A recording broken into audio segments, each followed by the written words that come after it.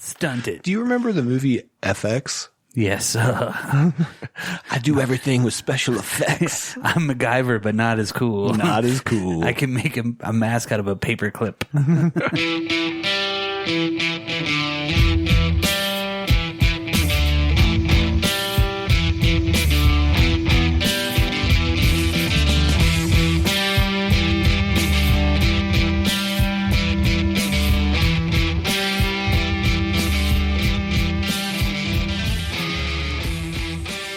Hey everybody, welcome to the Dropped Culture Podcast. We're about to hit it with the Black Angel Little Minis movie. What did you call this? Short. A theatrical short. Yes. Yes. Well, it's longer than a cartoon. Yes. But as long as an episode. Right, which is interesting. It's only 25 minutes roughly, give or take, and all that kind of stuff. But it has a really cool backstory and kind of an interesting tale of what happened with this. How did you find it, Mitch? So I was on Reddit and somebody posted, hey, this has finally been discovered after years and multiple decades of being lost. And so it was just something where I was like, huh, that's interesting. And I clicked on it. It was YouTube. I was like, well, that's cool. So it's accessible just by going to YouTube as well. Yeah, anybody can find it. And then when I was on there, I just started watching it and I was like, I heard the little speech at the beginning. Yeah. And he actually tells a little bit of the lore that we'll dive into. Yeah. And after that, when the movie started, I just watched like 5 minutes of it and I was like, I gotta show the guys this. Yeah. And this is like right up our alley. Yeah. You know? It's a totally like undiscovered, but yet kind of lost. For a while. Yeah, it was lost for 34 years. Yeah. And they found a print of it in Los Angeles and Burbank or something crazy like that. Yeah, Universal Studios Archives, 2011. Which is crazy. Yeah. know? So considering it was filmed in 1980. Yeah. Yeah. Or at least in 1980. Well, Yeah. I think it was 79. It was released in 1980. It was supposed to be a package deal between Empire Strikes Back. Yeah, so Lucas, basically was looking for a film to show in front of Empire Strikes Back. And I believe it was England, Australia, and Norway, or I don't remember the third country offhand. Yeah. Honestly, it's Roger Christian, and he had a lot to do on the set design, is it set design? Yeah, he was the set director for Star Wars. Director, And so he had a lot of ins with that kind of crowd, and that's how he got to know George Lucas. Well, they were friends. Yeah. Exactly. Yeah. And he gave him the script or something like that, and he greenlit it as soon as he saw it. Right. Like after he got done reading it. Yeah. I mean, not a huge budget, but it was back in the day when 25,000 euros, right? 25,000 pounds. Pounds. Yes, I said euros. Like there was euros back then. Sorry. I'm so uncultured. I'm like, Yeah. Fucking euros. So that's like nothing, really, in terms of budget. Yeah. But yeah, in terms of making a movie, absolutely. Didn't Roger Christian say something like he had a full script, like a full feature length, and he cut what he thought, he kept in the good parts that he thought would go well with it. Yes, you can kind of tell some stuff has been edited out for sure. Yeah. Well, for sure. And I think just in story, not in filming necessarily. No. It's just like we're going to skip over these parts to make the story. And it makes sense that George Lucas, of all people, would love this because he's big into myth himself. Yeah. I mean, that's why, if you look at Star Wars, I mean, it's based off how many myths, from before. Yeah. What was the book that he based most of that stuff off of? It was like The Hero with 1,000 Faces. Really? Yeah. He kind of took that book and he went through all the lore of what heroes were and he put it together. But then he was also a samurai movie fanatic. Sure. Oh, so there is a movie. It's called. It was a famous samurai movie that had Toshiro Mifune in it, and basically it was like The Hidden Fortress is what it's called. So it's basically the same story, kind of in a loose sense way. And they were basically, it was like traveling to go rescue somebody, and then they got to get out. Well, and if you think about that, like all the old myths were those. Yeah. Like you think even back to like Nordic mythology, Greek mythology, all of those, even back to Sumerian mythology. All of that was just heroes, you know? Yeah. And everything was, I've got to go do this to do that. Yeah. save this person or save that or whatever. I never knew George Lucas like did a lot of that kind of stuff. I thought it was, and everybody has their inspiration, I guess. So Yeah. everything's kind of off of something else or Yeah. grown from that. Well, you put Flash Gordon, Yeah. which major influence on him. Sure. You know, Flash Right. Gordon serials. And then you add, because he sat down specifically with that book and was like, okay, how am I going to create a space opera, basically?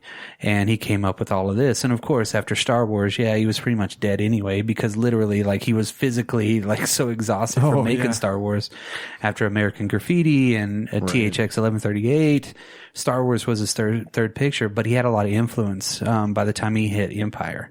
And now to have this guy that he had worked with, and he could just basically be like, here you go, let's do it. Yeah. You know, He took a crew of 9 people? 9 people, 2 horses, and like, 2 trained horses. you Yeah. mentioned. Yeah. And they are. Like, that yeah. horse follows like a dog. yeah, like 2 dudes, and like they were in Scotland, right? Yeah, Was yeah. it So Scotland? what was really cool about this, and I don't know if we're going to dive into that yet, but man, this was the first time that any of those places had been filmed. Yep. Put to cinema. Yeah. So it was just amazing, and you can even now, like, the landscapes are awesome. Oh Yeah. my God. Yeah. Everything is beautiful. Like, I mean, he didn't really have to do a lot of set decoration or art direction. Right. In a way, yeah. In I certain mean, he parts, did. certain Yeah. parts. I mean, he was an art director, so he knew what to look for. But as far as like actually doing set stuff, you're absolutely Yeah. right. There's only one section of that I really think of where there's like real set involved. Yeah, something. Yeah. Yeah. The rest of it is all natural. Right. Which looks really cool. A lot of the wide shots, the way that he did kind of take into account making the scenery a character was really cool. Exactly. You know, along with the other characters, even there was no arbitrary characters really in the movie. Yeah, In there this was little only- short, yeah, because there There's was only like 4 characters in the whole movie besides those kids. yeah, yeah. So it was very small, but yeah, I mean, I think it was a really cool kind of a mythical. And didn't they say something like the guy that made Excalibur showed it to the whole crew? That was Yeah. that was John Borman, yeah. And John Borman was a legit director. He had done quite a few things, but yeah, he showed it to his whole crew before they did Excalibur, which makes sense. I mean, if you look at the way that shot and how Excalibur shot, yeah.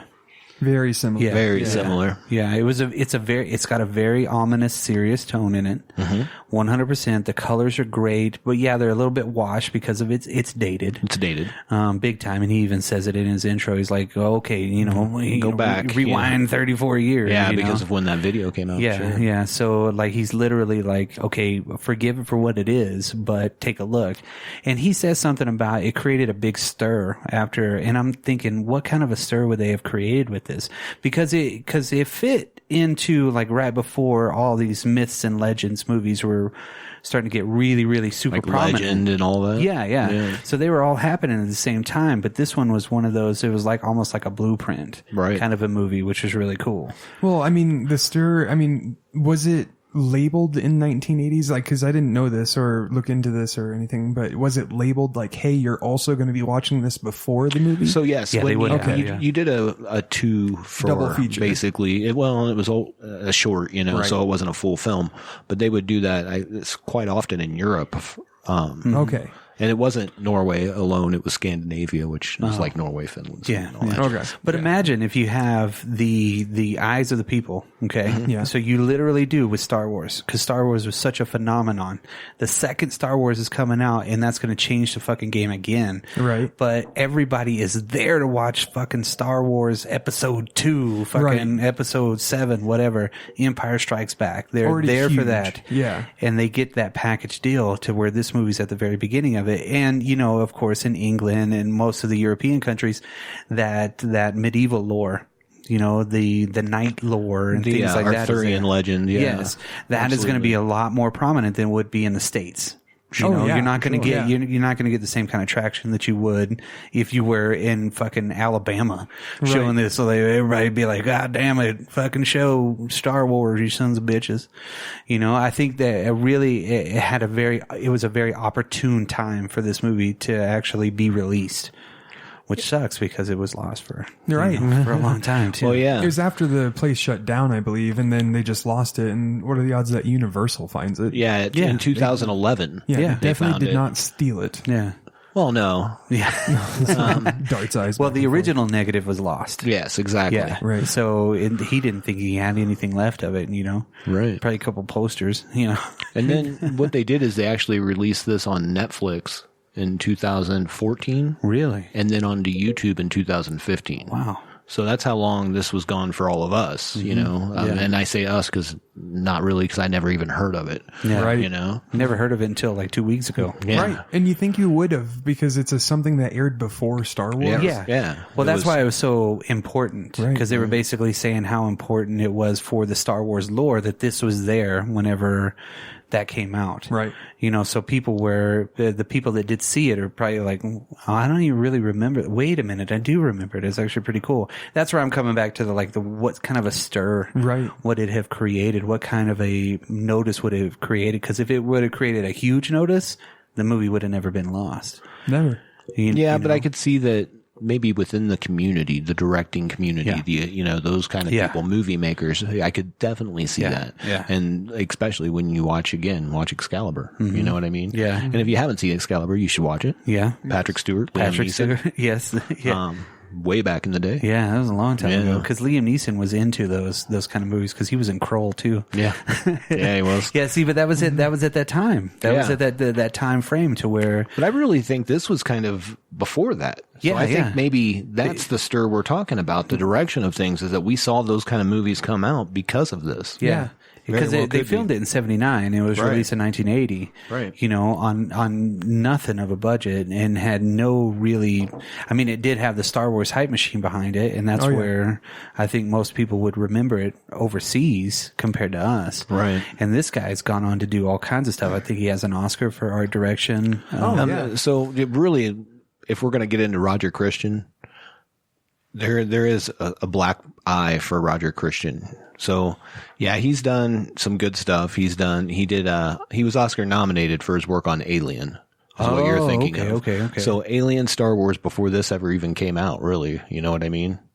And then he did get the Academy Award for Star Wars, Academy Award for Best Art Direction. Oh yeah, he did. You're right. Yeah. You're absolutely right. But he was also Oscar nominated for his work on Alien. But then he came back and he did The Return of the Jedi and Star Wars Episode 1. He was the director for the second unit. But then he made a little movie called Battlefield Earth in 2000 with John Travolta. Yeah, I don't know if anybody's seen that. Anybody here seen that? Yes. Yeah, multiple times. I looked away. Yeah, good choice, because that was a piece of shit. Oh my god. Now he has a couple of noteworthy things that he directed because he directed that one as well. So that's a hit to the groin on that one. Yeah. But I mean, before then, you're talking about Starship 1985, which I've never watched, but I've heard of in one form or fashion. Nostradamus. He directed The Final Cut. I've never heard of that. And then Underworld from 1996. Oh, yeah. And then Mastermind's the year after. So I think I was blinded by that because of Battlefield Earth. Earth. I was nobody blames you. Yeah. That's rough. But yeah, I mean, he has this very, very, very niche movie, and then he has Battlefield Earth. So the guy's had a storied career. In a little amount of time that he's done things. 100%. Yeah. And one of the things too is I think if you're, John Borman, the guy who did Excalibur, if you're influencing him, he had already made Deliverance by that point, hadn't he? Mm-hmm. You know what I mean? Yeah. So that was 70. He's a pretty big deal already. You know, and he's getting that from you. That's awesome. Then you're lending to that, I should say. Yeah, didn't he influence the fight scene where Luke fights Darth Vader in the cave? In the cave, yeah. Just so with the way he steps, the way that they the slower, fight, They the slow motion because you see that in the fight scenes and all that. They even mention that. Yeah, it's kind of it's iconic in Star Wars, but to know that he basically. Lucas saw that in his work and was like, damn, that would look really cool in a fucking Star Wars movie. It's pretty cool. Yeah, absolutely. 100%. So I know, everybody makes a shit something. So I won't hold Battlefield Earth against him too much. I can't hate him because he's a huge fan of Peter Jackson. Yeah. So I can't really hate on him. No. Star Wars Episode 1 for George Lucas is what I got to say is a Yeah. shit movie. Oh, is a shit movie? Yes. Okay. Episode 1. You're talking about the Phantom Oh, yeah, Menace. yeah. Yeah, that was a shit I movie. thought you I'm were sorry. talking about like Misa don't like that one. 4. Yeah. No, number 1 Phantom Menace. Misa tortured the whole time. Yeah. So I could get through that one, but I was pretty young when that came out, right? I think the only reason I got around that was the Darth Maul fights. I was Yeah. like, Yeah. okay, that made it worth it. Yeah, and then there was other things that were cool just because of the times yeah, and of seeing course. the CGI, and you're like, yeah, I'm in this world. Yeah. But once you got past that little bit of first layer, you know, Yeah.